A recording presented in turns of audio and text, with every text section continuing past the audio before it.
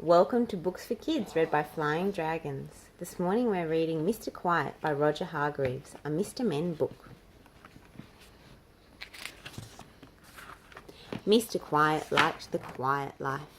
He lived in a small little village in the middle of a wood. The problem was that small little cottage was in the middle of a wood, in the middle of a country called Loudland. Everything and everybody in Loudland was noisy. Oh, the noise. Dogs didn't go woof, like dogs you know. They went, take a deep breath, woof.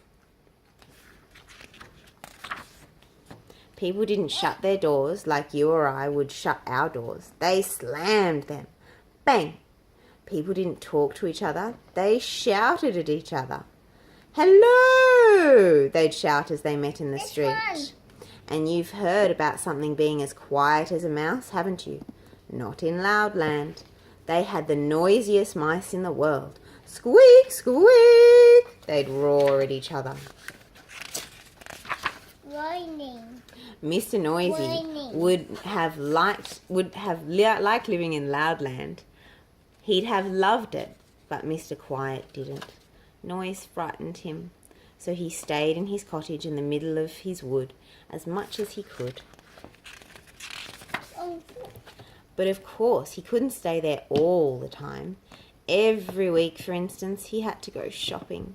He used to creep into the grocer's shop. "Good morning," bellowed the grocer. "What can I do for you?" "Please," whispered Mr. Quiet, "could I have some cornflakes, please?" "What?" "Cornflakes, please," he whispered. "Speak up!" Mr. Quiet tried his loudest whisper. "Cornflakes." "Can't hear you," shouted the grocer. "Next, please." And poor Mr. Quiet had to creep away without any cornflakes. It wasn't fair, was it? He crept into the butcher's.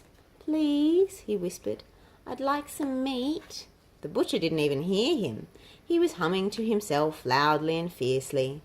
Mr. Quiet tried again. "Please," he whispered, "I'd like some meat." The butcher started to whistle. It sounded more like a burglar alarm than a whistle. Mr. Quiet fled, empty-handed. It often happened, which probably explains why he was so little. Poor Mr. Quiet. He sat at home that night with a feeling of despair. "Whatever am I to do?" he thought. "It's no use," he thought. "I'll just have to try again." And so the following day he went shopping again. But the same thing happened. "Can't hear you," thundered the grocer. "Next, please." "Can't hear you," bellowed the greengrocer. "Next, please." "Can't hear you," roared the milkman. "Next, please." "Can't hear you," boomed the butcher. "Next, please." Oh dear. Poor Mr. Quiet went home and went to bed, hungry. The next morning he was awakened by a noise which sounded like bombs dropping. It was the Loudland postman knocking at Mr. Quiet's door. Bang, bang, bang, bang. Mr. Quiet went and opened the door. "Morning," shouted the postman. "Letter for you." Mr. Quiet took the letter into his kitchen. He sat down to open it. He waited until the noise of the postman's footsteps died away. Clump, clump, clump, clump, clump, clump. Mr. Quiet opened the letter in great excitement. He'd never had a letter before. It was from Mr. Happy in Happyland. An invitation to stay. Mr. Quiet was overjoyed. He rushed upstairs and packed his bag and set off that very morning. It was late when he arrived on Mr. Happy's doorstep. He knocked on Mr. Happy's door. Tap, tap, tap.